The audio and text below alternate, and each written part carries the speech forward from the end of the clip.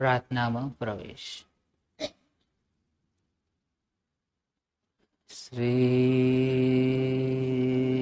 સંતરામો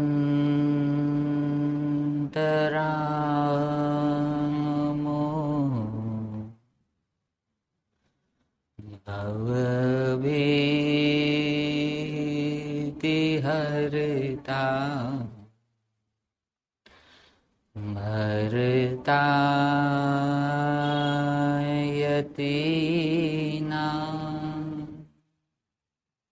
ચકિતં ચકા સ્વાન્તં નરાણાં વસુધાં પ્રવિશ્ય સાસુ સદાધા સમાધિનિષ્ઠ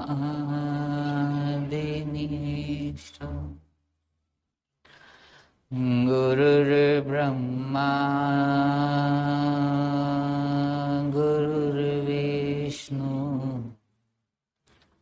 ગુરુર્દેવો મહેશ્વરઃ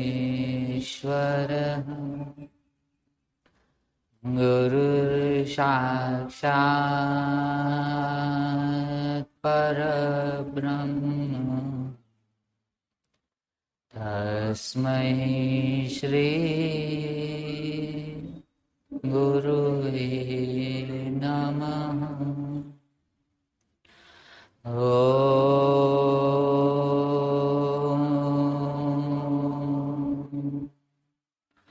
શાંતિ શાંતિ શાંતિ.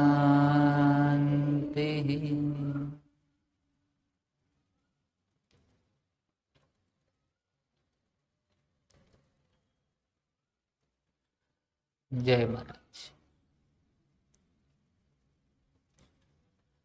11મો આ દિવસ.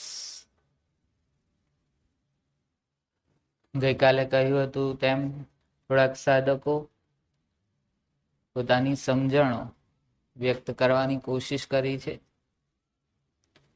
પણ હજી કોઈનો જેટલા અહીં આ પ્રતિભાવો આવ્યા છે એમાં કોઈ પ્રશ્ન નથી, અને સ્ટેટમેન્ટ્સ પણ થોડી અજાગૃતતાઓનું દર્શન કરાઈ જાય છે.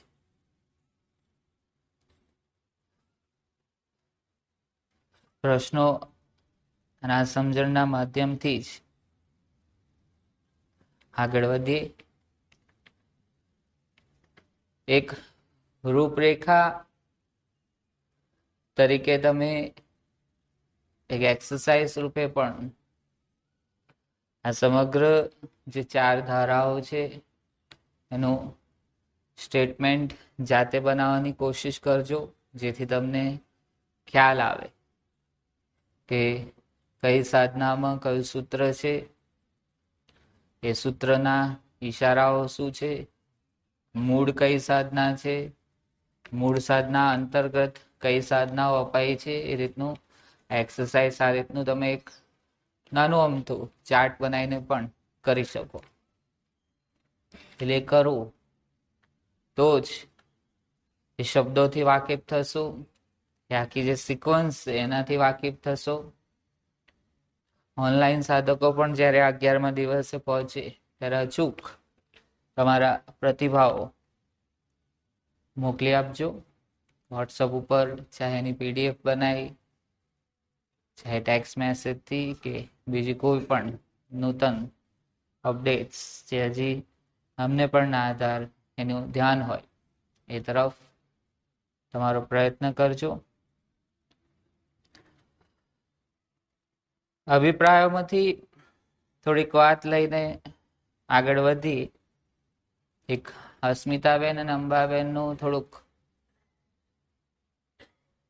એક ધાર જેવું છે, સમજણનો ગાઢ છે, પણ ત્યાં શબ્દ પ્રયોગ ઓછા પડ્યા છે કે પછી હજી જે અંદર અજાગૃતિ છે એ જ પેશ થઈ છે? જેમ કે અંબાબેને જે શબ્દ પ્રયોગ કર્યો કે ધ્યાનમાં બેસીએ ત્યારે સારું લાગે, ત્યાં એનું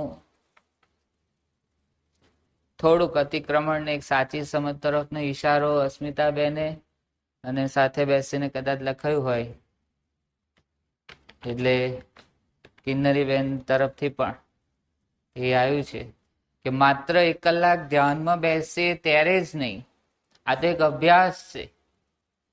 તમારે એની સાથે કઈ રીતે ડીલ કરવું એનો આ 1 કલાક છે. પણ બાકીના 23 કલાકનું શું? તો ત્યાં પણ એમને કહ્યું કે બાકીના 23 કલાક વ્યવહાર જગત, એ રાતની પ્રકૃતિ, ગાઢ નિંદ્રાઓ, આજનું કર્તવ્ય કર્મ, ઉદય કર્મ પૂર્ણ થયું. કલ કિસને દેખી, કલ અગર हमारी जरूरत होगी तो अचूक वो परम तत्व हमारी आंखें खोलेगा. એ ભાવ સાથેની થોડીક સંશોધનની પણ પ્રક્રિયાઓ રોજ પ્રયત્ન કરો. ગાઢ નિંદ્રા દરમિયાન ક્યાં જાઓ છો? આ શબ્દ પ્રયોગ ન ખબર પડતી હોય તો થોડોક ધાર્મિક શબ્દ પ્રયોગનો પણ આશરો લો કે કોણ સુવાડે છે ને કોણ જગાડે છે. બરાબર?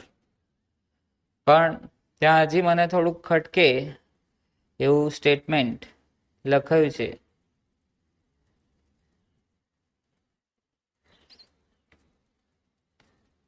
ફક્ત જ્યારે મેડિટેશન કરીએ ત્યારે જ નહીં, પણ રૂટીન લાઈફમાં પણ થોડા ઘણા અંશે અવેરનેસ, જાગરણ આવતું જાય.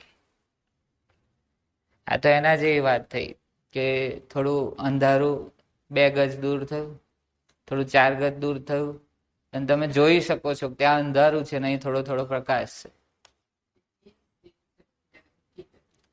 એવું હોય?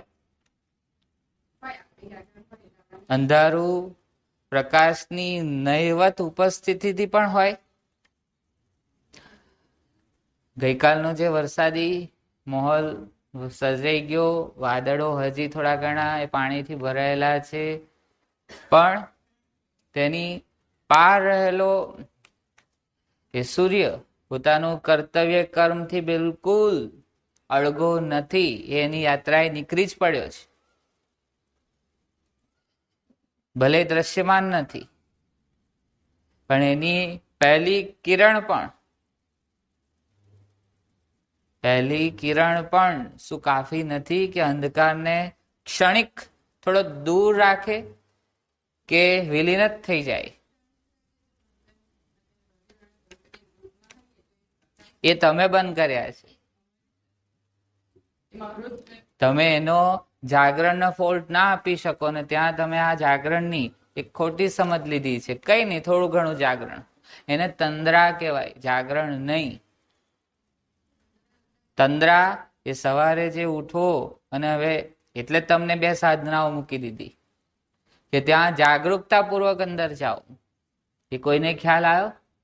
રાત્રિ અને સવારની પણ ધારાઓમાં કંઈક તમને સતત રિમાઇન્ડ કરે રાત્રે સૂતા કે ક્યાં જઈને ઘર થઈ જાઓ છો, ત્યાં સુધી રહો.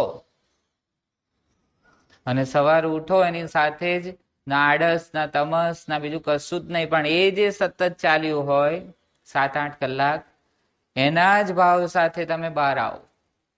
તો આ એના જેવી વાત છે કે ધાબે બેસી ગયા સૂર્યાસ્ત વખતે, બરાબર, પણ સૂર્યની મજબૂરી છે જ્યાંથી ડૂબે છે ત્યાંથી નીકળતો નથી.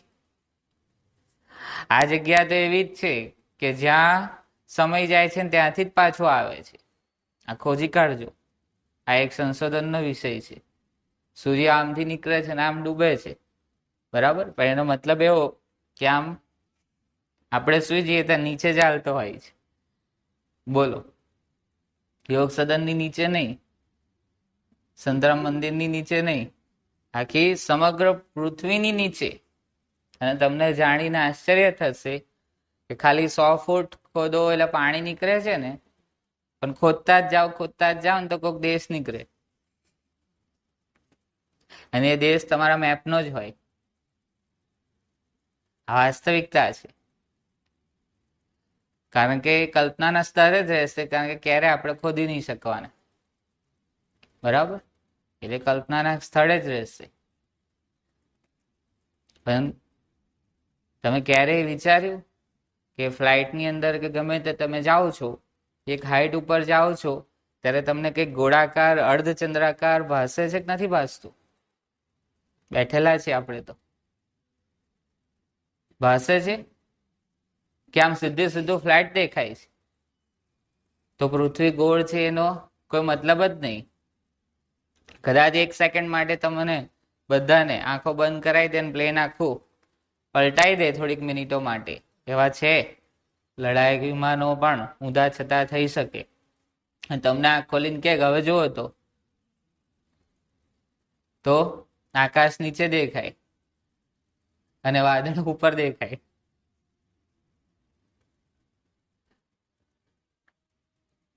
દરેક વ્યવહારમાં આ તમારી આ શબ્દ પ્રયોગો તમારી આંતરિક દર્શનો બતાવે છે કે તમે હજુ શું જીવો છો, અને એને પાછું પોષિત કરીએ છીએ. મારું તમારી સાથેનું ઇન્ટરેક્શન આ જ છે કે એટલીસ્ટ ખબર તો પડે કે તમે ક્યાં છો. વરને કોણ વખાણે? વરની માં. ઓહો, મારો છોકરો તો કેટલો, હા, તાર જેવો તો કોઈ રૂપાડો નહીં, તાર જેવો તો કોઈ તૈયાર જ નહીં થયો હોય, એવો તું આજે લાગુ છું.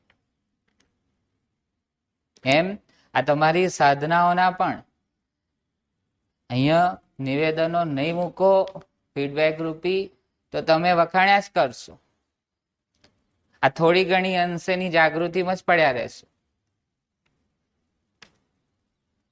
આ અંતર કેમ રાખવામાં આવે છે કે તમે આમ ને અમે આમ? જાઉં તો હું પણ આમ અવરો ત્યાં બેસીને અહીં બોલ્યા ના કરું?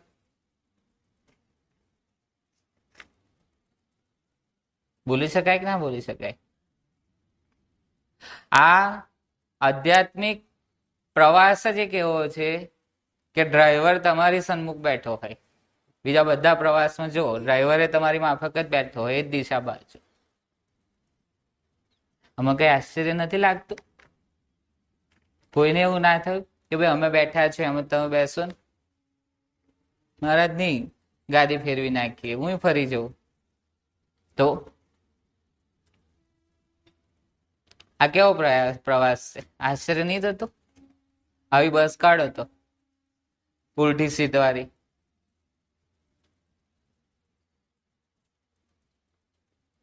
તો શું હશે? આનો મતલબ એટલો જ છે કે એક મુકામે બેસીને સ્થિર થયેલા છે ત્યારે તમને આવો આવો આવો આવો કહીએ છીએ. અને જ્યારે અમે ચાલતા હોઈએ ને ત્યારે તમારી સાથેનો કોઈ સંસર્ગ નથી હોતો. હોય છે? બાકીના 23 કલાક અમારી સાધના હોય છે. 1 કલાક અમારું અહીં પરીક્ષણ હોય છે કે અમે કેટલું પચાયું. અને પચાયેલું ત્યારે જ સિદ્ધ થાય કે જ્યાં તમારી ઉપર એની સાચી સમજણો વર્તાય. એટલે તમારો 1 કલાકની સામે અમારું 23 કલાક હોય છે. 23 કલાકનું આખું જીવન દર્શન એ બોલતું હોય છે. તો 23 કલાક અમે પણ આવું રાખીએ, ઓછે અંશે થોડીક જાગૃતિ, તો અમે 25% રાખીએ તો 25%માંથી હું 25% આપી દઈશ, પણ તમે કેટલું લેશો 25%માંથી? એ તો થોડા અંશે જ લેવાય ને. 5% જ લેવાય ને, વધારે થોડી લેવાય. હવે માપી કેમ નહીં? ચલો,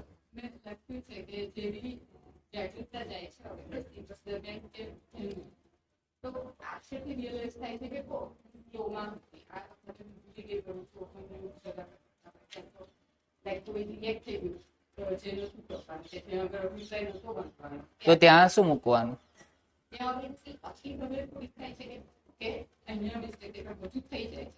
ત્યાં તમારી જોડે કોઈક બેરોમીટર તો હોવું જોઈએ ને. જેમ કદાચ તમે ન કરે નારાયણ ના આંખથી આંધળા થાવ ને તોય તમને ખબર પડે કે અંધારું હવે થઈ રહ્યું છે. કેમ? ત્યાં આ શારીરિક આખી પ્રકૃતિઓ શિથિલ થવા માંડે છે. એ અંધારાના આગમનની સાથે જ એક રિચાર્જિંગ પોઈન્ટ હવે માંગે છે કે હવે બસ બહુ થયું. એટલે તો કદાચ સીધી ભાષામાં મહારાષ્ટ્રથી માંડીને અમે બધા કહીએ છીએ કે થોડુંક બને એટલું વહેલું સુવો અને થોડાક વહેલા ઉઠો. એની પાછળનું કારણ જ આ કે એ જ પ્રકૃતિની આખી એ ઘટમાળમાં જો તમે ફર્યા કરશો તો પ્રકૃતિ તમને જ્યાં પહોંચાડવાના હતા ને ત્યાં પહોંચાડીને બેસાડી દીધા છે મનુષ્યોની રૂપી.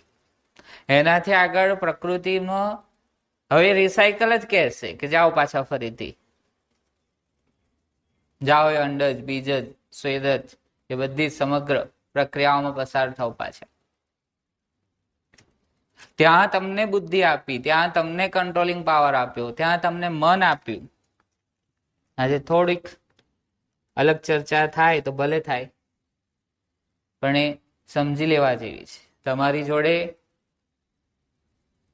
ટૂલ્સ આપી દીધા છે, એક સુપર પાવર. એ મન, એ ચિત્ત, એ બુદ્ધિ, એ શક્તિઓ તમને આપી. એ અહંકાર ખરા અર્થમાં વાપરવા માટે આપ્યો. તો એ તરફ થોડીક દ્રષ્ટિ નાખીએ તો કદાચ જીવન વ્યવહારોની અંદર જાગૃતતા વર્તાય સતત.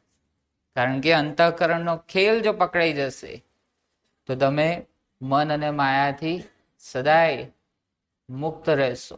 આવી રીતે સન્મુખ રાખશો.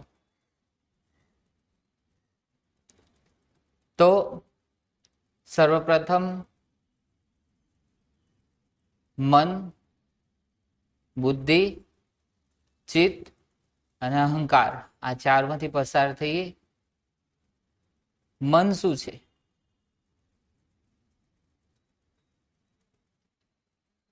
મન શું છે? આપણે મન બોલીએ છીએ પણ ક્યાં છે? વિચાર સ્વરૂપ. વિચાર શું છે? થોડાક બસ થોડોક ખાડો જ ખોદવાનો છે, ઊંડા જ ઉતરવાનું છે.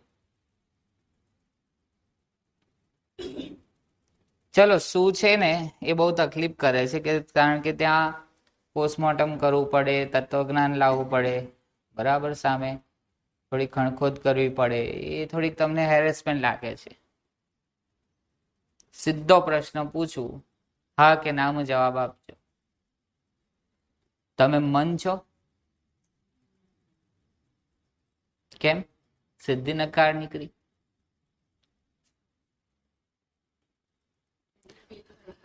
એક વસ્તુ તો ક્લિયર છે ને કે તમે જે નથી એ તમને સામે ભાસે છે. આ સામે ગુલાબનું ફૂલ છે, હું નથી પણ મને સામે ભાસે છે.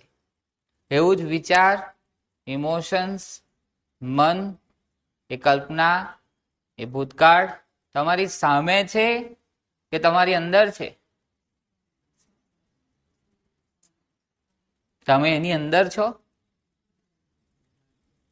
એક કોથળીની અંદર વસ્તુ મૂકી દીધી હોય તો શું કહેવાય? એ વસ્તુ કોથળીની અંદર છે.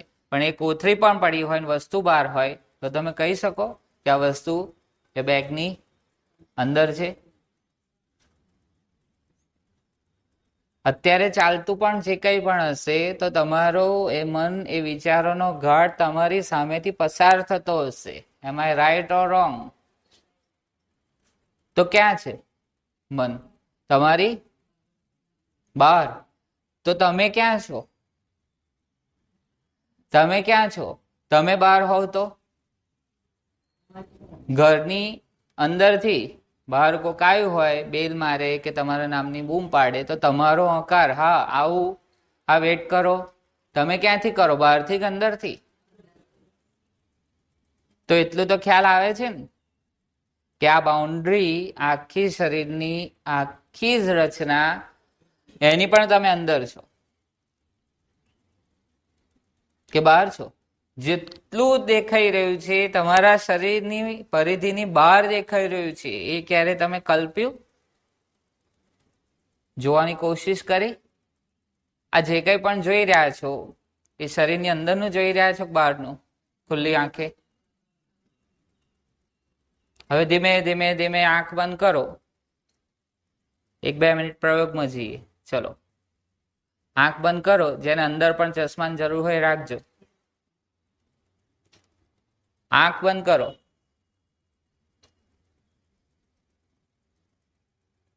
હવે બહાર જે કંઈ પણ છે એની થોડી ઘણી ધૂંધળી અસર દેખાય છે.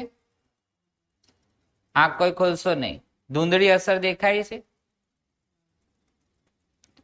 જ્યાં બેઠા છો એનો બોધ છે. તમારી યોગા મેટ, તમારું આસન. હવે જે કંઈ પણ વિચારો ચાલી રહ્યા છે એને તમે જોવો છો, તમારી આંખ સમક્ષથી પ્રગટ થાય છે કે તમે વિચાર જ બની ગયા? ચાહે એની 100 કિલોમીટરની સ્પીડ કેમ ના હોય, કે એકદમ ધીમી ધીમી ગતિએ મરેલો વિચાર ચાલતો હોય, એ કયો વિચાર ચાલે છે એ તરફની કોઈ લક્ષ્ય ના રાખશો. વિચાર સામે દેખાય છે તમારી પાછળ. જેમ કે તમારી પાછળ કોક બેઠેલું હોય તો તમને ફીલ થાય કે મારી પાછળ કોક બેઠું છે, આગળ કોઈ જ નથી અને છે તો એકાદ જ વ્યક્તિ છે. એવી રીતનું વિચારનો ખ્યાલ આવે છે તમારી સમક્ષે, તમે એની અંદર છો કે તમારી પાછળ છે? તમારી સન્મુખ. થોડાક હજી અંદર જાઓ. આ શ્વાસોશ્વાસ ઉપર જે આપણે અનુસંધાન કરીએ છીએ, તો શ્વાસોશ્વાસ તમે છો કે તમારી બહાર છે? શ્વાસોશ્વાસ હજી તપાસો. જો તમે શ્વાસોશ્વાસને પણ વિચારની માફક જોઈ શકતા હોવ તો તમે શ્વાસોશ્વાસથી પણ અંદર છો. અને જો તમે શ્વાસોશ્વાસ જ હોવ તો આ મન કે મનુષ્ય કોઈ શબ્દ જ ના આવે, તમે શ્વાસ જ થઈ જાઓ.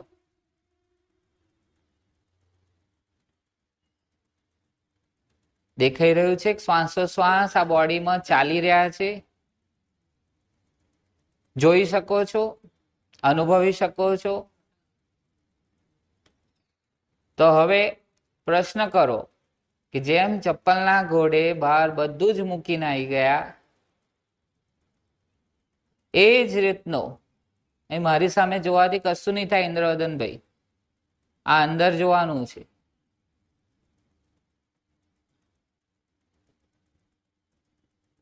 એ બહાર કેમ આવી ગયા એ પણ પોતાની જાતને પૂછી લેજો. મેં કહ્યું જ નથી. બહાર શરીર પણ પડી રહેલું છે. થાય છે ફીલ આખી આકૃતિ? ચાહે તમે વજ્રાસન હોય, દંડાસન હોય, પલાઠી વાળી, પદ્માસન, ઝૂકેલા આગળ પાછળ, એ ફીલ થાય છે અવસ્થા બોડીની? બહાર છે કે અંદર છે? તમે એ કઈથી અનુભવો છો, અંદર કે બહારથી? તમે તમારું શરીર બહારથી, એટલે કે હું જેમ જોઈ રહ્યો છું એવી રીતે જોઈ શકો છો કે તમે શરીરની અંદરથી જોવો છો? ફરીથી એ વિચાર, એ મનને જુઓ. બહાર છે કે અંદર? હવે તમે ક્યાં છો એ જુઓ. વિચારની અંદર કે વિચારથી બહાર? નો ડાઉટ એ આંખ સામેથી પસાર થઈ જ રહ્યા છે. પસાર થઈ રહ્યા છે, તમે એની સાથે વહી જાઓ છો ક્યાંક? ગમે તેટલા વિચારો પસાર થયા, તમે ત્યાંના ત્યાં છો એનો બોધ છે. આવું કંઈક થઈ રહ્યું છે અંદર. ચાહે ઇમોશન્સ પણ કેમ નથી, ગમે તેટલા ભારૂપ રડાઈ નાખે એવા દુઃખદ, પણ તમે તો ત્યાંના ત્યાં જ છો. કોરાન ધાકડ અનુભવાય છે. શ્વાસોશ્વાસને ફરીથી તપાસ કરો. શ્વાસ કશુંક અંદર લઈને આવે છે, શ્વાસ કશુંક બહાર લઈને જાય છે, પણ તમે શ્વાસ સાથે કંઈક અંદર છેક અંદર એ અંતર આકાશની અંદર ગુલ થઈ જાઓ છો. પછી બહાર નીકળે તો બહાર આ વાદળોની સાથે નીકળીને કોઈક જગ્યાએ જઈને વરસી જશો. તમે રિલેક્સ બહાર આવી જાઓ.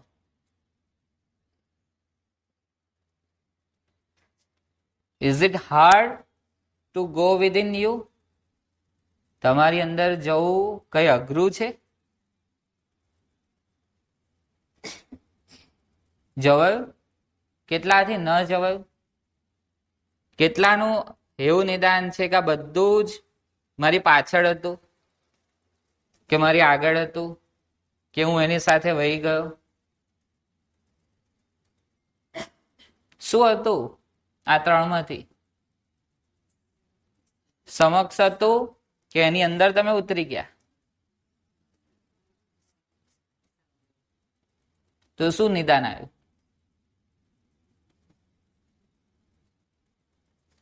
શું આવ્યું નિદાન? તમે તમારી સીટથી, તમારી ડ્રાઈવર સીટથી અળગા થયા તો આ બધું જ તમને લઈ જશે. તમે ગમે તેટલી મોજ મજા ડ્રાઇવિંગમાં કરતા હો, ડ્રાઈવર કશી જ મોજ મજામાં બહુ ઇન્વોલ્વ નહીં થાય. એ કદાચ દોડ કરશે, ગાયન વાગતો હશે ને આમાં માથું હલાવશે, પણ ત્યાં આ જ પ્રક્રિયા ચાલતી હશે. એક ચૂક અને પોતાનાથી સાથે બધાના જીવનું જોખમ. તો એ ખાલી ડ્રાઇવિંગના પૂરતું જ સીમિત છે?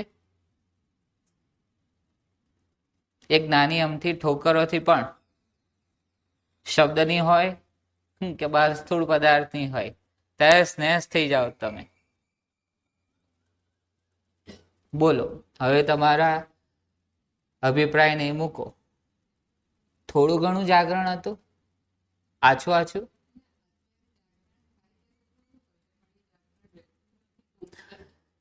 જવાબ તમને મળી ગયો. આ સીટ ઉપર બેઠા છો એવી રીતે તમારી જાગરણની સીટ ઉપરથી ખસ્યા, ત્યાં તમારે બે નામધારી બનવું પડશે. એક કે જે આ વ્યવહાર જેની સાથે કરાવવાનો છે, જે વ્યવહારોથી મુક્ત છે, આવી દુનિયા તમારે રચવી પડશે. જેમ કે બહુ જ અનુભવેલું છે તમે આ બધું. તમે મુસાફરી કરો છો, ટ્રેન, બસ, વોટએવર, જર્નીની અંદર પ્રવેશ કરો, સીટ લીધી એટલે એ ટિકિટ કલેક્ટર, એ ચેકર કે બીજું કોઈ પણ પ્રકારનું ઇન્સ્પેક્શન આવે તો એનો તમારી સાથેનો નાતો શું? તમારું જે નામ છે એ નાતો, એનું રિલેશન શું? એનો તમારો એ ટિકિટ ચેકર કે કલેક્ટર અને તમે પેસેન્જર. ત્યાં 1000 વ્યક્તિ બેઠી હશે તો એનું એક જ અસ્તિત્વ હશે એના માટે. શું?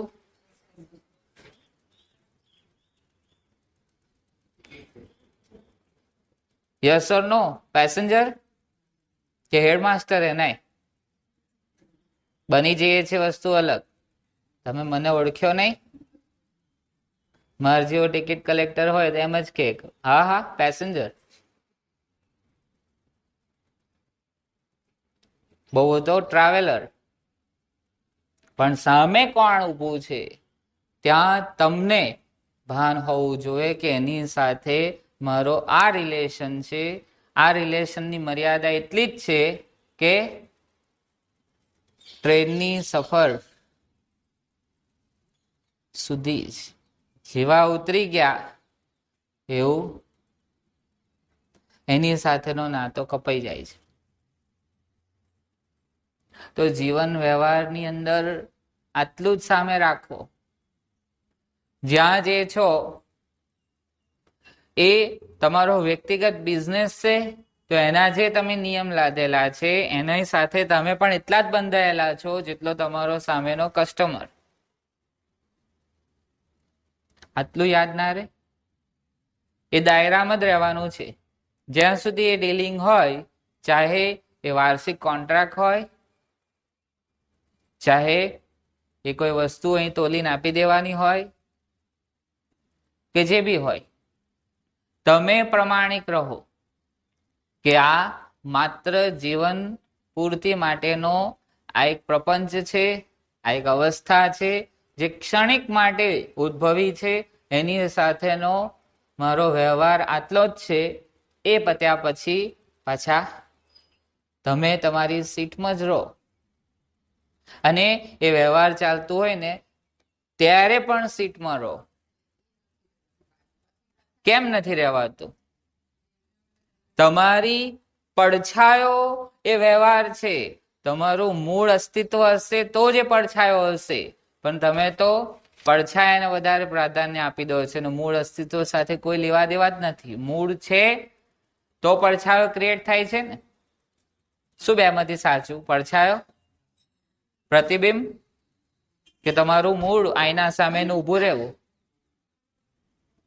તમારે તો રોજ જાગૃતિ રહેવી જોઈએ. અમે આઈના જ આઈના હોય, પણ તમે તો સામેના આઈના, એની પાછળનો આઈનો, એની પાછળનો આઈનો, એની પાછળનો આઈનો, આઈનાની અંદર આઈના જોયા કરો ને, એક નાનું બિંદુ ને પછી એક હોય જાય.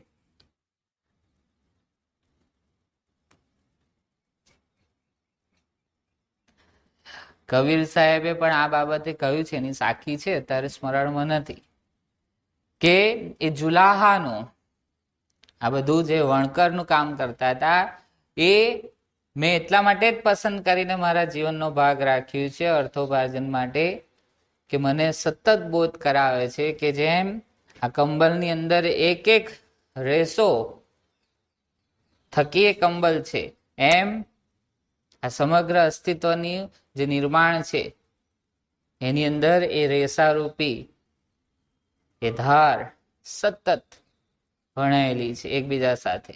આપણે બધા એકબીજા સાથે વણાયેલા છે. એક એવી રેસ છે કે જો ઊભા રહી ગયા તો ઊભા જ રહી ગયા, અને જો ચાલ્યા તો જ ભીડ ઓછી. અહીં તો ઘર બનાવીને બેસી ગયા છે, અનંત જન્મો જાણે રહેવાના હોય એમ. ખાલી ચેક તો કરજો, જો ભૂલે ચૂકે રેકોર્ડો મળે તો, કે તમે જ્યાં રહો છો ત્યાં પહેલા શું હતું.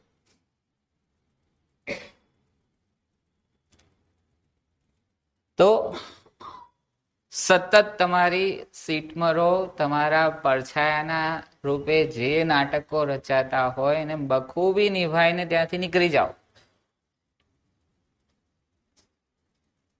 તમે અનેક વ્યવહારિક નામધારી છો. હવે શબ્દ સુરતી અભ્યાસની અંદર સુરતનો અર્થ એક સ્મૃતિ પણ થાય છે, રિમેમ્બરન્સ. Remembrance of what? તમારું જે છે એનું ધ્યાન રાખો, જે નથી એ તો બધું બહુ જ છે, એ બધું તો કેટલું બધું યાદ રાખવા જશો, પણ તમે જે છો માત્ર એટલું યાદ રાખો. તો અત્યારે મને ઓનેસ્ટલી સ્પીક તમે કરો, તમે કેટલા વ્યવહારોના નામધારી અત્યારે છો?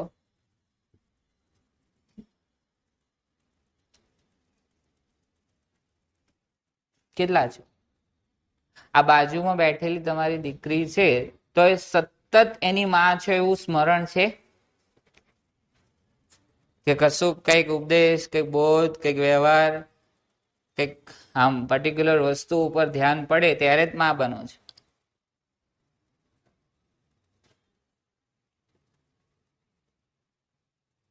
ખ્યાલ આવે જ શું કહેવા માંગુ છું? હશો ને કોકના સાસુ, કોકની વહુ, કોકનો દીકરો અત્યારે છે કશું? અરે તમારી જોડે બાજુમાં સૂતેલા હોય, આ અહીંયા દાખલો, આમાં દીકરી સાથે જ બેઠા છે અત્યારે, કહ્યું કદાચ સ્મરણમાં હોય પણ રહે છે. એક ચેલેન્જ આપું બંનેને, આ પતે નહીં ત્યાં સુધી સ્મરણ જ રાખો કે બાજુમાં છે, બાજુમાં છે, આમાં છે, આમાં છે, આ દીકરી છે, આ દીકરી છે. જેમ આ શ્વાસોશ્વાસ જાતે લેવાનું કહું અને ભૂલી જાઓ ને 1-2 મિનિટમાં, એમ આ પણ કેમ વાલા નથી એકબીજાને? કાલ સવારે એમની વિદાય થઈ જશે કે તમારી થઈ જાય તો નહીં સ્પર્શે? કેમ? આટલું તો ઘેરે કલાક નહીં બેસતા હો. કદાચ તમને એ પણ આશ્ચર્ય થાય, આ દૂરી છે એટલે હું એમ કહું બંને મા દીકરી છો ને, હવે ઉંમર થઈ ગઈ એમ ના કહું ખોડામાં બેસો, પણ એકબીજાનો હાથ પકડીને બેસી રહો. તમને નહીં, એમને ખુદ આશ્ચર્ય થશે, હાથ ક્યારે છૂટી જશે ને એ પણ નહીં ખબર પડે. તો નિકટતા કે દૂરી પણ કોઈ ફરક નથી લાવતું. માણસને સતત મુક્તિ એનો સ્વભાવ છે અને એને એમ જ રસ છે કે નહીં? પ્રાણ પ્યારા તમારા, કેટલો સંગ તમે એની સાથે રહો છો, ચાહે કોઈ પણ અવસ્થા કેમ ના હોય, ફિઝિકલી, મેન્ટલી, ઇમોશનલી, કેટલો સમય. કઈ કામ અચાનક થઈ જાય, હોસ્પિટલ આવી જાય, દોડાદોડ તમે કરી નાખો, 2 જ ઘટના ત્યાં થાય. કાં તો એ રિકવરી સ્ટેજ ઉપર ધીમે ધીમે આવવા મળે, કાં તો બહુ એક્સેસ થઈ ગયું હોય તો છૂટી જાય. તમે એવું પણ ક્યારે, આ વ્યવહારિક જ દાખલા આપું છું, આ બધી જગ્યાએ એક જ વસ્તુ વર્તાય છે, તમારું પોતાનું જાગરણ અને માની બેઠેલા અમુક વ્યવહારો સાથેનું અજાગૃતતાઓ, એ જ હું છૂટું પાડું છું. તેલ પાણી ભેગું થાય? કેમ ના થાય? તો તમે કેમ ના થઈ ગયા?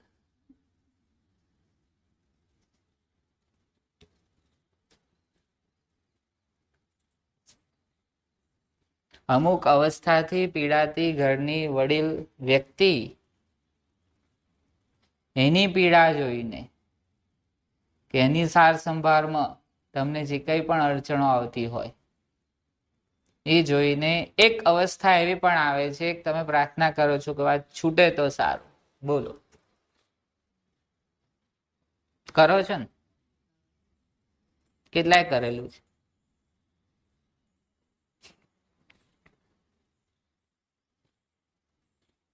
કેમ?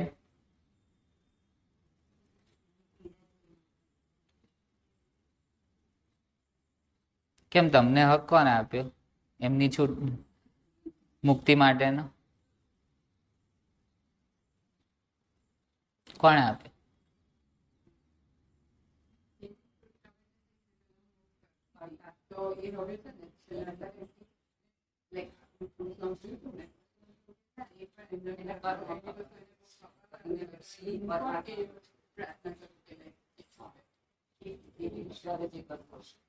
તમે કોણ છો? જો તમે એક પાંદડું તોડ્યા પછી એને ચોંટાડી પણ નહીં શકતા, તો એની મુક્તિ માટેની પ્રાર્થનાઓ હંમેશા જ્યારે અહીંયા આટલું બધું વાર્તાલાપ થતો હોય અને કોક વડીલ ગ્રસિત હોય, આ હોય તે હોય, એની ચર્ચા થતી હોય, તો પાછું આમાં અજાગૃતતા અહીં દર્શાવે. એવું ના કે ભાઈ એની જે અવસ્થા છે, હવે જે એક મૃત્યુનો એક અંતિમ પડાવ છે, એ તરફ કેળવવા માટે કશું કહો કે સજાગતા પૂર્વક જાય, પણ કઈ રીતે છૂટે? સીધો નીચે એક મંત્ર જ લેવા આવે છે. અને બહુ સારું છે, પરંપરામાં શીખવાડેલું. જાઓ જારીએ, મન નિમિત્ત ના બનાવશો. પ્રાર્થના કરો, જાઓ મહારાજને. પણ મને પ્રશ્ન કહો, એ ગેરંટી તમે કઈ રીતે ધારણ કરશો કે એને મુક્તિ મળી ગઈ?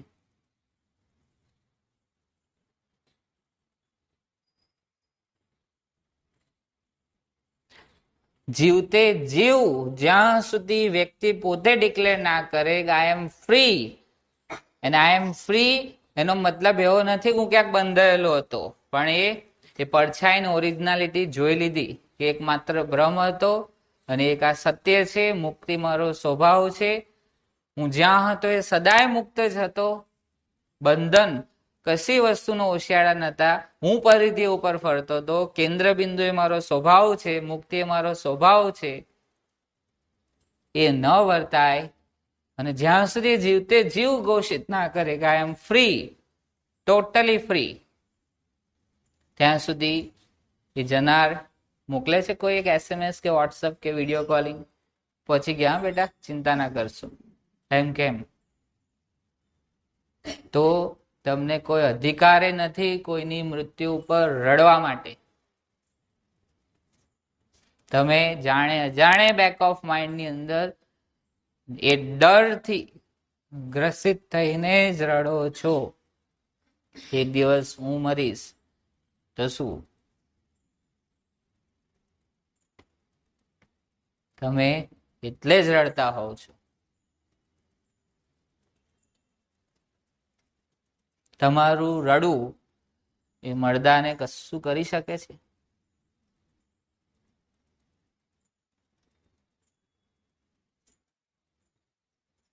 આ કોવિડની અંદર જેના પણ જે પહેલા ફેઝની અંદર જે અવસાનો થયા અને એની બોડી પણ જોવા નથી મળતી, તોય મેં બહુ માર કર્યું છે.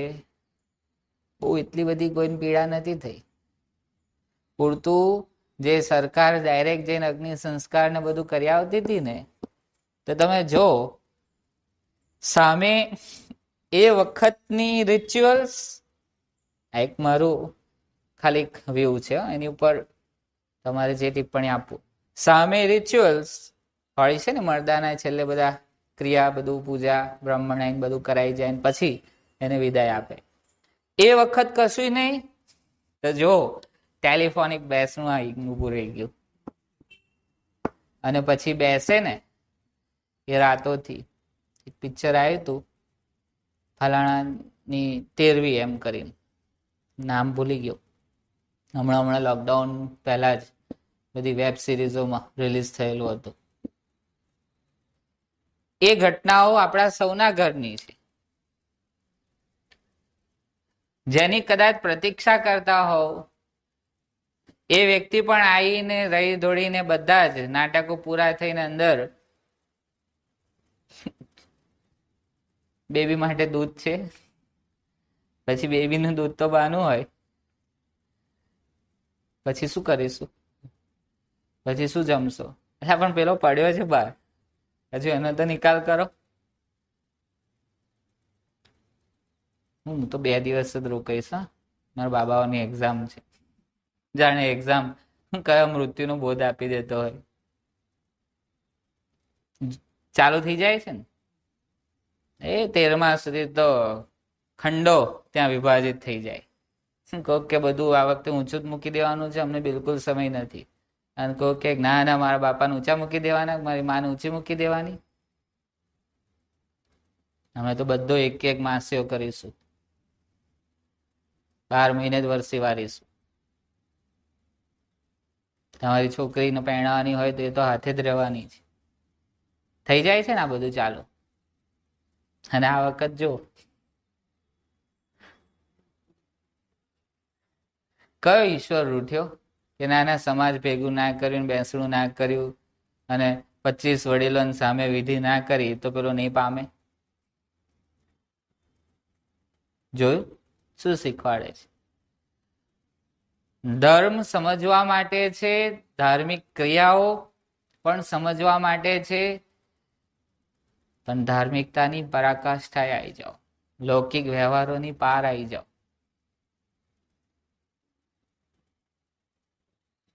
ત્યાંથી ગગન ઝરૂખે જઈ જુઓ, ત્યાંથી પછી આધ્યાત્મિક યાત્રાઓ ચાલુ થાય છે. પણ આપણે તો એ ધર્મને જ કહેવાતા રિચ્યુઅલ્સને જ પકડી રાખ્યો છે. ધાર્મિકતા એ તમને માત્ર અશુભથી શુભમાં લાવે છે. રોજ કાંકરા ભેગા કરીને રમતા હોય એની જગ્યાએ હાથમાં ફૂલ પકડાતા શીખવાડે છે. મોઢામાં અલગ અલગ સ્વસ્તિ વચનો ચાલતા હોય એની જગ્યાએ થોડાક સારા વચનો તમને આપે છે. એનો અર્થ સમજાય. એબ્યુઝિંગ વર્ડના તો અર્થે નથી ખબર કોઈને, બસ બોલે છે અંદરનો એક હવા ફોર્સ વાળી હોય છે. બીજું કશું કોકને એની અંદર માસ્ટરની પીએચડી હોય તો થોડી વધારે ફૂકો વાગે છે. કશું એ ગરમ ફૂકો સિવાય છે? સામે ફૂકો, એના કરતા સાપ હારો. એટલે કહેવત છે ને, સાપની ઘેર સાપ જાય ને જીભ ચાટીને પાછો આવે. આપણને તો ફૂંક ગરમ હોય ઠંડી હોય બે જ હોય. ત્રીજી સ્વાદિષ્ટ તીખી થોડીક ચાઇનીઝ સ્વાદ આપી જાય એવી. આકાશિક તત્વ છે શબ્દ ગુણ.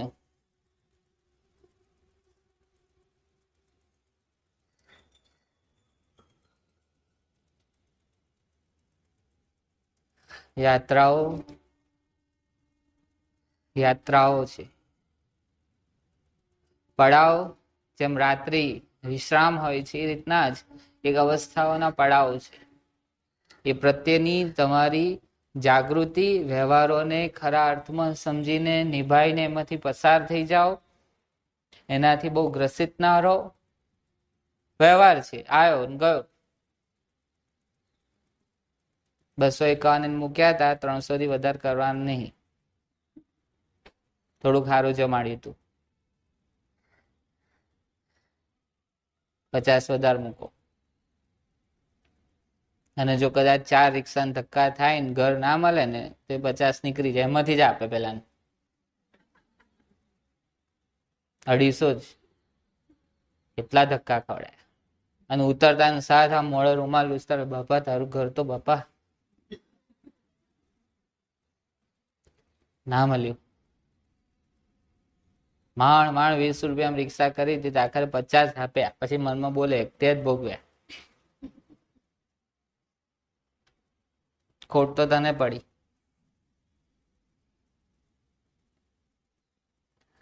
શું થયું તું તે દિવસે? મેં કહ્યું હોમવર્ક તો મારા માટે હોય છે ને, આપીને છૂટી જવા માટે.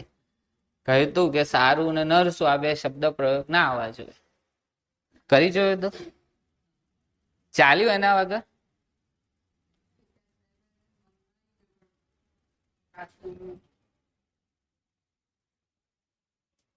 ચાલ્યું એનાથી વ્યવહાર કેવો ચાલ્યો? સારા ને ખરાબ સાથે નો હતો એવો જ ચાલ્યો કે એનાથી થોડોક ખરાબ થઈ ગયો વધારે, કે વધારે સારો થઈ ગયો?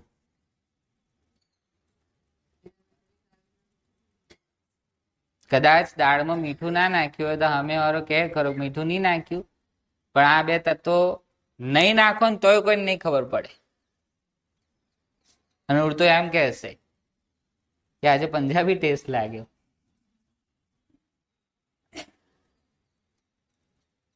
ઘેર છે એટલે નહીં હોય ને. પંજાબીઓ બહુ દાળ શાકમાં ગળપણ ના ખાય. એમની મીઠાઈ આખી વસ્તુ અલગ જ હોય.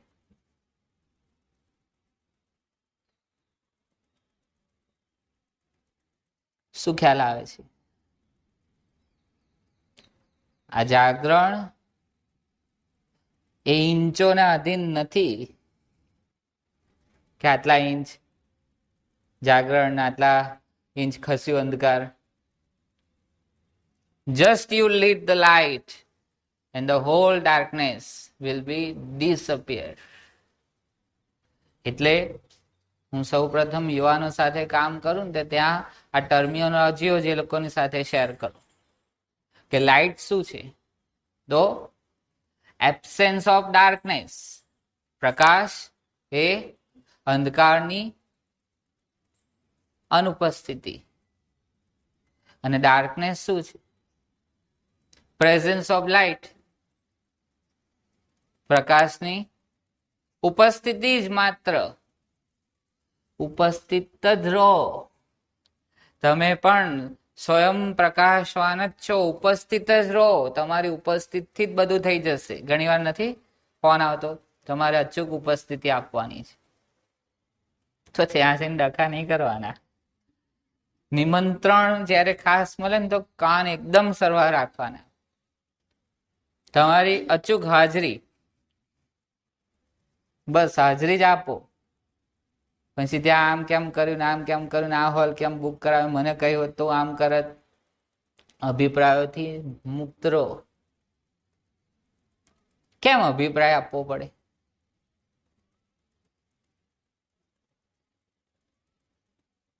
આપવો હોય તો અભિપ્રાય પોતાને આપો.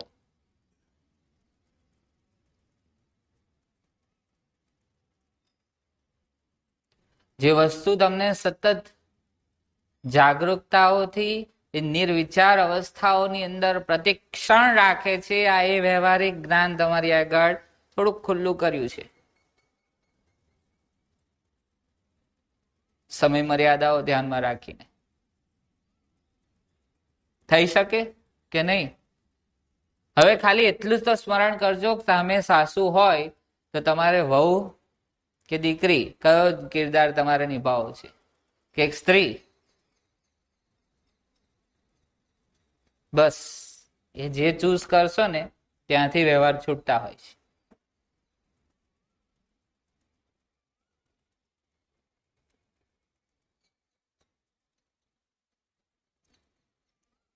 એક આશ્રમની અંદર બેલ વાગ્યો અડધી રાત્રે. ઉપરથી પૂછ્યું, કોણ?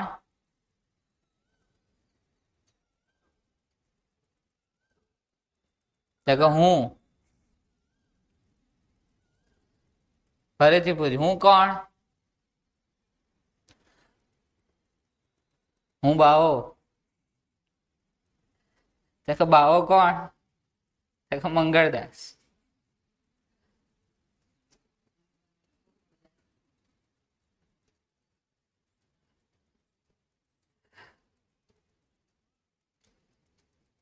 પહેલું સહજ અંદરથી સ્ફુરે ને એ પ્યોર નક્કર હોય. હું જ છું માત્ર. પણ ના, ત્યાં અમે આર્ગ્યુમેન્ટ આયા. હું કોણ? હું તો હું છું. કે બાવો. કે બાવો તો હું છું, આશ્રમ તો મારો છું, હું બાવો છું. કે હું? કે મંગળદાસ.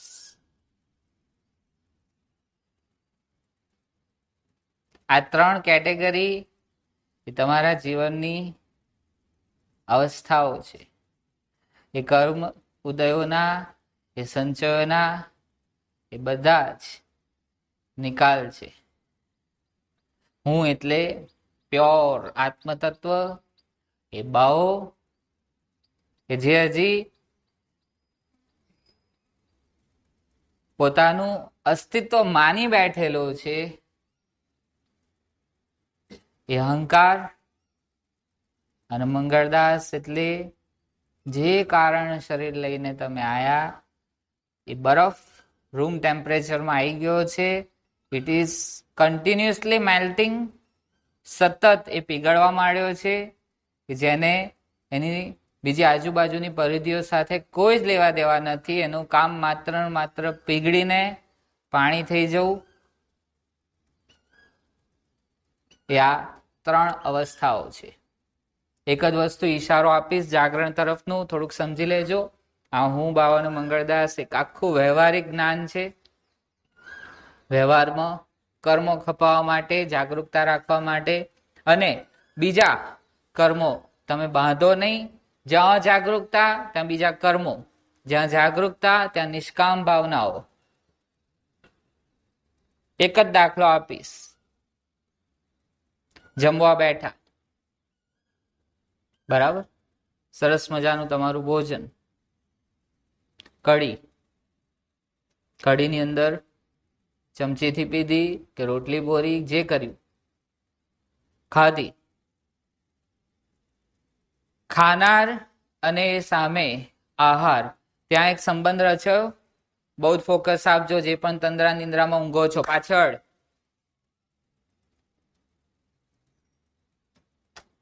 ખાનાર અને એ ખાદ્ય પદાર્થ, એ બે વચ્ચે એક સંબંધ રચ્યો કે નહીં?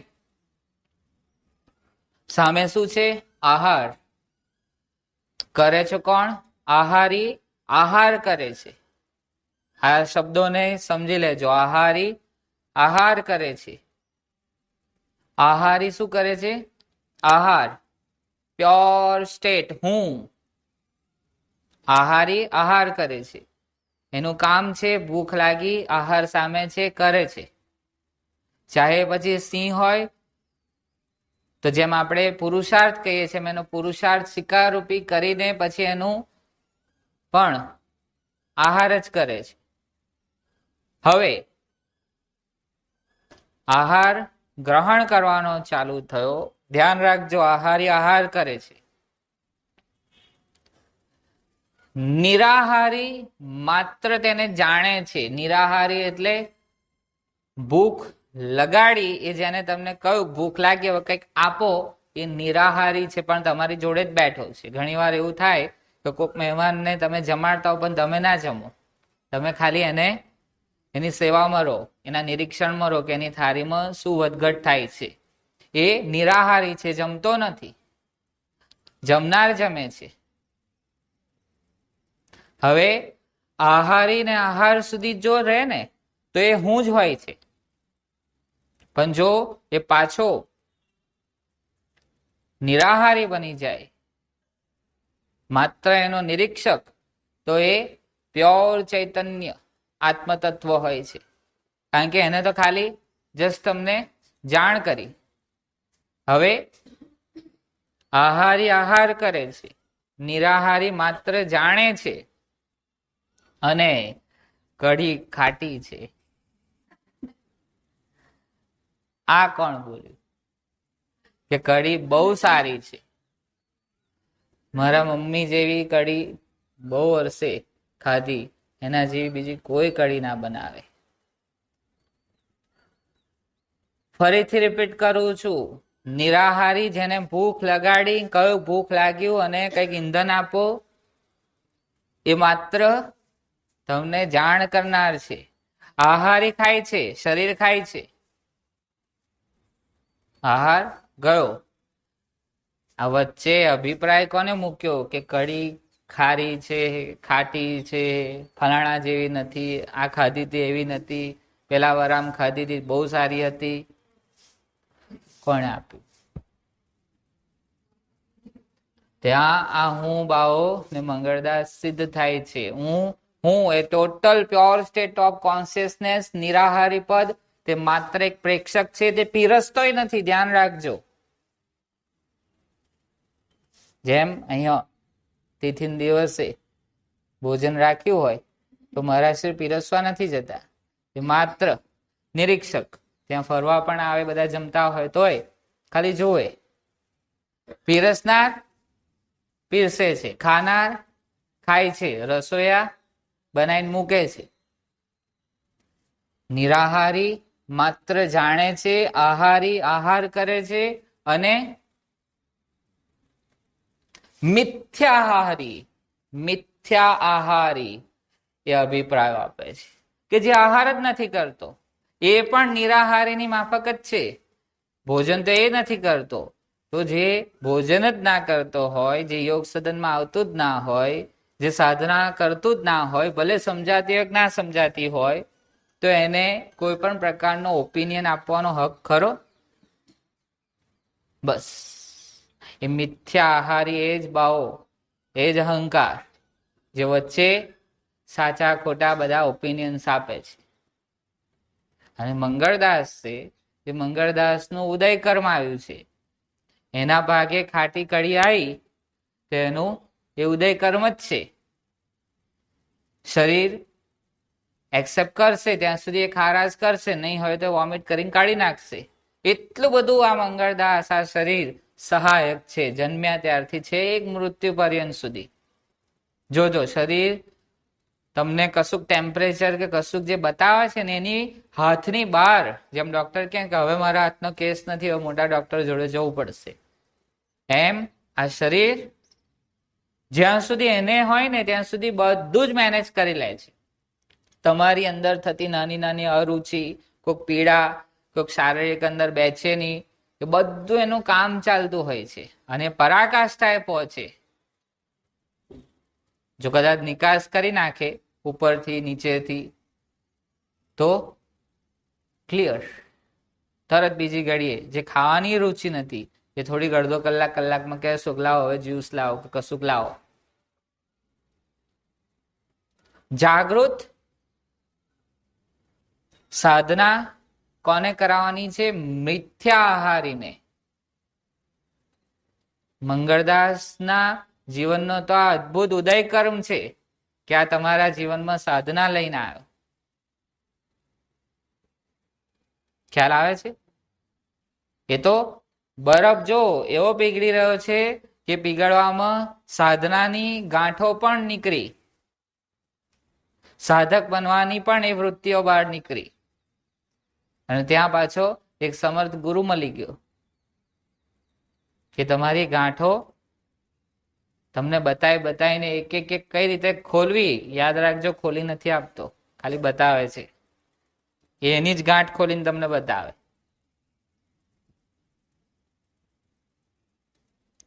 રહેશે વ્યવહારમાં આવું કોઈ પણ બીજું સ્ટેટમેન્ટ મૂકી દો. આ ભોજનનું સ્ટેટમેન્ટ એટલે જ લીધું કે ત્યાં તમને બરાબર ખ્યાલ આવે. આહારી આહાર કરે છે, નિરાહારી જાણે છે, અને મિથ્યા આહારી જ બધા જાત જાતના ઓપિનિયન્સ આપીને એ ડખાઓ ક્રિએટ કરે છે. તમારે સજગ કોનાથી રહેવાનું છે? મિથ્યા આહારીથી.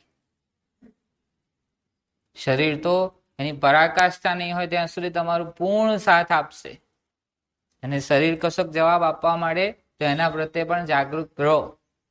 એ જ આ યોગાભ્યાસ છે.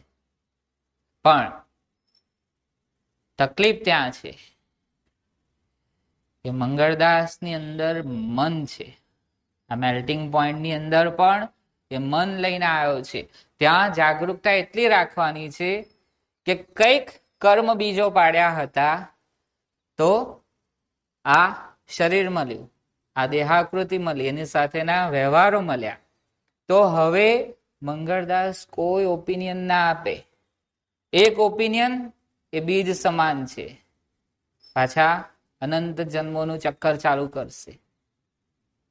એટલે મંગળદાસને કહો તારું ઉદય કર્મ છે, જે કઈ થઈ રહ્યું છે, ભાવો તો બહુ ફોર્સ કરશે, એટલે ખાટી છે ના ખાઈશ, લડાવશે, મારું તારું મારી મમ્મી આમ ને તારા જેવું તો બીજો જન્મ લેવો પડે. એટલે પણ કયા જન્મની વાત કરું તું? આ કયો જન્મ છે ખબર? તું આ પહેલો જન્મ છે કે બીજા જન્મની વાત કરું છું? ખ્યાલ આવે છે? સાધક મિથ્યા આહારીને બનાવો. આ મંગળદાસ પણ જે કઈ રચાશે એની અંદર ફૂલ સપોર્ટ આપશે. બસ એ જે ડખો જે ખાતો નથી, મિથ્યા આહારી, ખાવાનો દોડ કરે છે, જેને ચાખ્યું જ નથી, અહીં કઈક ભોજન બન્યું હોય, સૂંઘ્યું ના હોય, અને પછી જઈને મહારાજને કહે જવા દો ને આ વખતની રસોઈ તો બગાડી. એટલે પણ તે સૂંઘ્યું તું કે ખાધું તું? ત્યાં હાજરે રહ્યો હતો?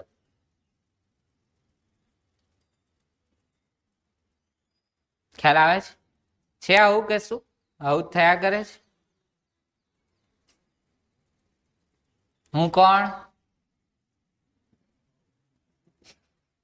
છે ને? જો કૂતરાની પૂંછડી વાંકી વાંકી. કોણ? ત્યાં થોડાક તો પ્રામાણિક રહો, જાણ્યા વગરનો આત્મતત્વ.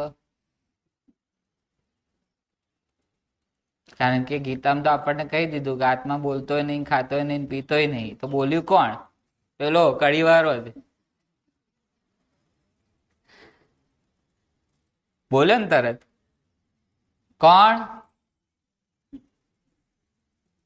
કોણ? કોણ? કોણ છે? છે ને કડીવાળાને પકડી રાખવો પડે છે ને, અંદર જ ઉભો રાખ્યો, કમાન્ડર રાખી. કોણ? કોણ? ખુરશી વાળા સાધકો. કોણ? બોલો કોણ? એટલી બધી જાગૃતતા આવી ગઈ. ધ્યાન રાખજો ઓનલાઈન સાધકો, આટલી આવી જ નહીં તમારી અંદર. કોણ?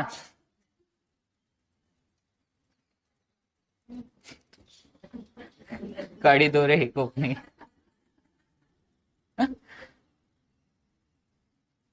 કોણ? બાંધી દીધા ને હાણસામ. બોલી શકો છો? અને કહેવાય વ્યવહારિક જ્ઞાન. જો વ્યવહારિક જ્ઞાન તમને મળી જાય ને તો પ્રતિક્ષણ કડી ખાટી છે કે મોરી કે ગરી કોઈ અભિપ્રાય નહીં. કે અભિપ્રાય ન થયો એ જ ક્ષણયોગ. ક્ષણયોગ તમે જીવંત થયા. એક ક્ષણના તમે મુક્ત થઈ ગયા. એક ક્ષણ પૂરતા. અને ભૂલશો નહીં, એક ક્ષણ, એક શ્વાસ. હાલનું પેન્ડેમિક તો તમને બધાને બતાવે છે કે કેવું છે ને. સહેજ ઓક્સિમીટર ડાઉન થાય એટલે 99 નું 98 થાય ને તોય આમ ઊંચા નીચા થઈ જાય. રહેશે યાદ કે નહીં? આ વ્યવહારિક જ્ઞાન છે. અને બધા ડખા કદાચ 1 કલાક હું કશું ના કરાવું ને તોય મંગળદાસ નું તો ઉદય કર્મ છે. ગુરુ મહારાજ નું સાનિધ્ય શરીર આવી ગયું પવિત્ર વાતાવરણમાં. પેલો તો જોનાર જ છે, એ તો કોઈ સાધના કરતો નહીં. જે ઉત્પાત મચાવે ને, ગરમી લાગે, પંખો છે, ફલાણું, વરસાદ પડશે, ઉઠી ગયા હશે બા, ચાની ચિંતા, નાસ્તાની ચિંતા. હવે જે મિથ્યા આહારી એક હાથ બટાવવા તમને આવતો નહીં અને અહીં તમને એટલી બધી ચિંતા કરશે, એટલી બધી કેર કરશે. બોલો એની સાથે વ્યવહાર રાખો તમારે. કે જે ઉદયકર્મ લઈને આવ્યું છે ત્યાં રહેવું છે, કે ઉદયકર્મ જ્યાં પછી લઈ જશે એની સાથે જવું છે. કયા પદમાં રહેશો? નિરાહારી, મિથ્યાહારી કે આહારી?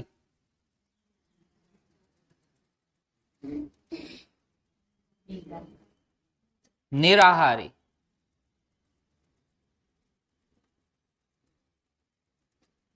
આજનો દિવસ પ્રયોગ કરજો. અહીં તો થોડાક પસાર થઈશું. એમના પ્રયોગ જ ચાલે છે. જરૂરી નથી કે આંતર પ્રવેશની પ્રાર્થના કહો એટલે જ આમ કડપા કપડા અને સ્પાઈન ને ગરદન સીધી કરીને સારું લગ્નમાં તૈયાર થવું પડે ને અહીંયા યોગમાં સાધનામાં તૈયાર થવું પડે.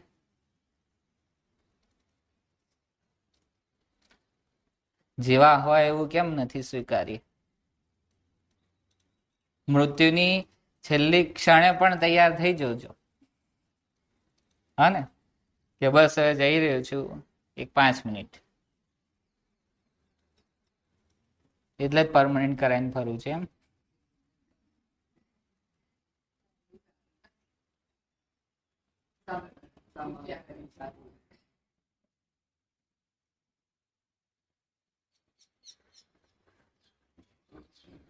ઇજિપ્તમાં હતો ગયો જન્મ, ત્યાં પિરામિડોમાં આખા શરીર મૂકી રાખતા હતા કસ્તુરીઓ ભરીને. અને શું કરશો? જે બોલતું નથી, ચાલતું નથી, જે તમારી સાથે સંવાદ નથી કરતું, શું કરશો એને રાખીને, એને શણગારીને? હજી પણ આજે બોલે છે મિથ્યાહારી છે, એ ધ્યાન રાખજો. ચલો, સહજ, કોઈ આંતર પ્રવેશની પ્રાર્થના નહીં. સહજ આ 3 ડાયમેન્શન્સમાં પસાર થાવ. ભૂલશો નહીં, મંગળદાસ અત્યારે ઉદયકર્મ રૂપી છે, સદભાગ્ય છે. આ શરીર મન તમને આ ઘાટે લઈ આવ્યું, રોજ લઈ આવે છે. અમુકને ચૂકી પણ ગયું અમુક દિવસો.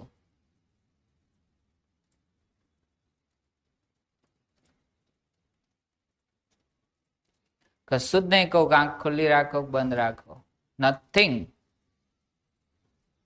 આ 3 પદની અંદર કયા પદમાં અત્યારે રમો છો? નિરાહારી, મિથ્યાહારી કે આહારી? હું એ બાઓ કે મંગળદાસ વેવડાઈને સતત એના મેલ્ટિંગ પોઈન્ટથી અત્યારે તમને આ યોગ સદનમાં લઈ આવ્યું છે. એની સાથે રહેશો. જે અંદર હવે જાત જાતનું ચાલુ થશે ઓપિનિયન આપવા માટે, એ મિથ્યાહારીની સાથે રહેશો કે જે મિથ્યાહારી અને આહારી બંનેઓને માત્ર એક નિરીક્ષક બનીને જોયા કરે છે, એની સાથે રહેશો. Choice is yours. સમજણપૂર્વક જાગૃત રહો અને અંદરની રચાતી અવસ્થાઓ, ચાહે એને વિચાર શૂન્યતા કહો, એ નિરાકાર કહો, એ તરફ તમારી દ્રષ્ટિ પહોંચે છે કે નહીં, મિથ્યા આહારી તમને પહોંચાડે છે કે નહીં, એ તરફ સભાન રહો.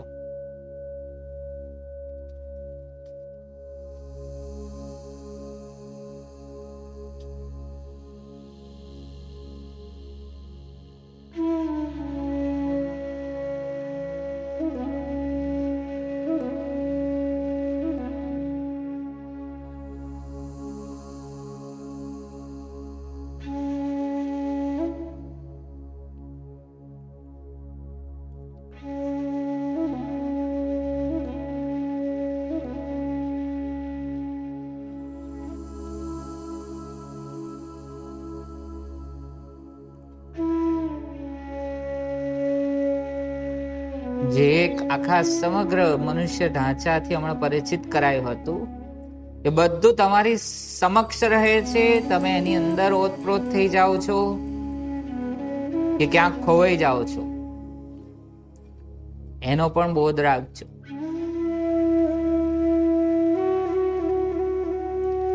એ મિથ્યા આહારી રૂપી નદીની અંદર કોઈ પણ વિચારો આવે, કોઈ પણ ઓપિનિયન્સ આવે, આ સારું આ ખરાબ ના, એની સાથે વહી જશો કે માત્ર નિરાહારી રૂપી ભૂખ નથી તો બસ પ્રેક્ષક રહો. સામે ખાવાનું આવ્યું છે એટલે ખોટી માન્યતા પ્રમાણે અન્નનું અપમાન ન કરવું, એટલે તમારી અવસ્થા ન હોય, શરીર સાથ ન આપતું હોય તો પણ એ ખાઈને હેરાન ના થશો. ભૂખ નથી તો ટાળી દો, સમજણના ગાઢથી ટાળી દો.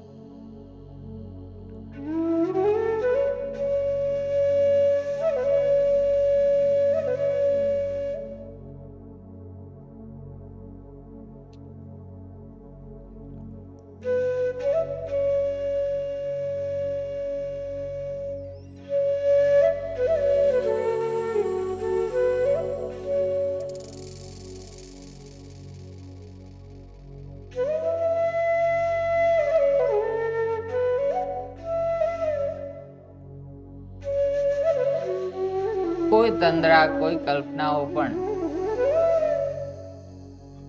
જો તમે એ હું પદમાં રહ્યા, એ આત્મપદમાં રહ્યા, તો તમને સ્પર્શી નહીં શકે. સતત બોધ રાખો કે આ શરીર રૂપી આ દેહાલયની અંદર તમે છો, એ વિચારોની અંદર તમે છો, એ ભાવનાઓની પણ અંદર તમે છો, એ આત્યંતિક ઉર્જાઓની પણ તમે અંદર છો. સતત બોધ, એ તરફનું જાગરણ, એ જ ધ્યાન, એ જ નિરાકાર, એ જ આહારી અને મિથ્યા આહારીથી ઉપરની અવસ્થા.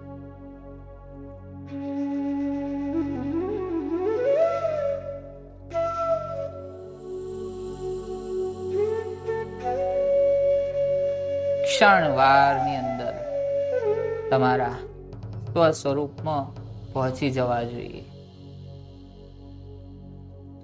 બોધ એ તમારું નિરાકારી સ્વરૂપ છે. નિરાકારની સ્મૃતિ એટલે સતત બોધ.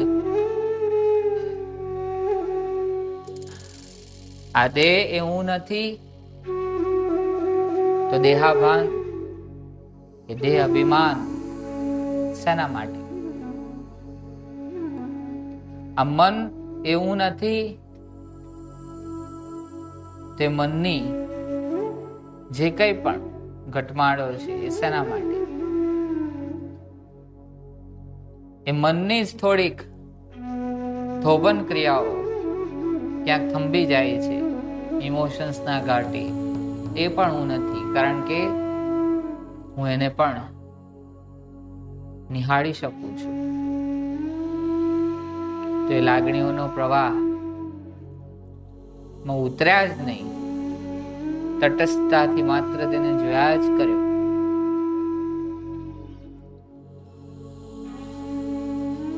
તો એ લાગણીઓ ક્યાં સ્પર્શવાની? તે આત્યંતિક ઉર્જાઓ તો અદ્ભુત રચનાઓ છે કુદરતની. એ તરફ થોડું કુતૂહલ રાખવું તો ખબર પડશે કે આંતરિક રચનાઓ, આંતરિક ઘાટો, આંતરિક અવયવ એ કઈ રીતે કાર્યરત છે. એક વિજ્ઞાન છે, એક આધ્યાત્મિક વિજ્ઞાન છે. એ તરફ થોડાક જિજ્ઞાસુ બની શકો છો, પણ ઇન્વોલ્વ ના થશો. એ રચના જ છે, દરેકની અંદર એ જ રીતની રચેલી છે. એનો થોડોક તાગ મેળવશો તો રચના થકી રચનાકાર સુધી પહોંચી શકશો. એની મેધા તપાસી શકશો. એ અહોભાવો સતત છૂટ્યા કરશે.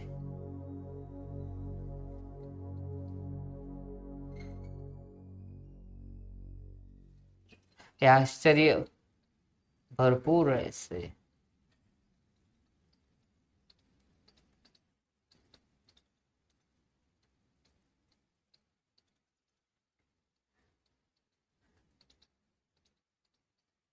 આ બોધ સાથે સાધના રૂપી જોડાયેલા છે, એટલે ઓમકારનો સહારો લઈ તેને પણ એક જાગૃતતા નું કેન્દ્ર બનાવવા જ ઉપયોગ કરી રહ્યા છે. એ ઓમકારમાંથી પસાર થઈશું.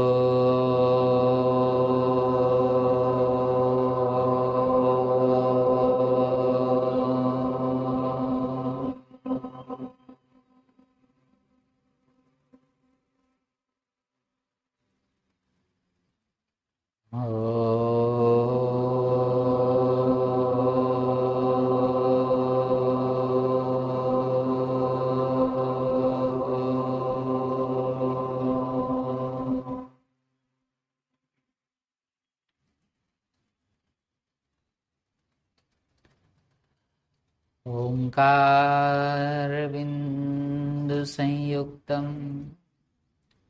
नित्यं ध्यायन्ति योगिनो कामदं मोक्षदं चैव ओंकाराय नमो नमः।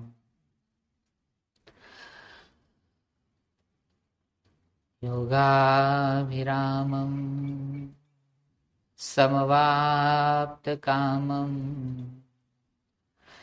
पुण्यं प्रशान्तं गुरुसन्तराम् वचः प्रसूनाञ्जलिभिर्निकामम् नमाम्यहं तं भुवनाभिरामम् नमाम्यहं तं योगाभिरामम्। ॐ पूर्णमदः पूर्णमिदं पूर्णात् पूर्णमुदच्यते पूर्णस्य पूर्णमादाय पूर्णमेवावशिष्यते। ॐ शांति शांति शांति।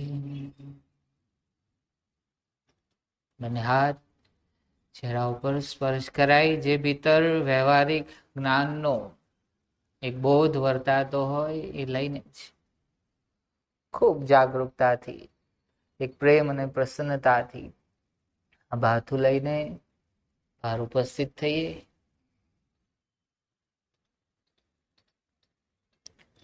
જય મહારાજ. એક સ્પષ્ટીકરણ કરી દઉં એટલે તમને અને ઓનલાઈન સાધકોને પણ કોઈ ખટકો ના રહે.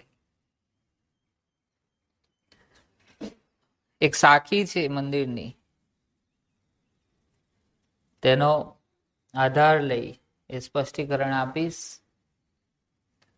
पढ़ने की हद समझ है, समझण की हद ज्ञान, ज्ञान की हद हरि नाम है, यह सिद्धांत कुरान। पढ़ने की हद समझ है, ક્યાં સુધી વાંચો? સમજણ પડી ગઈ પછી તમે એને એપ્લાય કરો, પછી જે એની પણ પરાકાષ્ઠા આવે,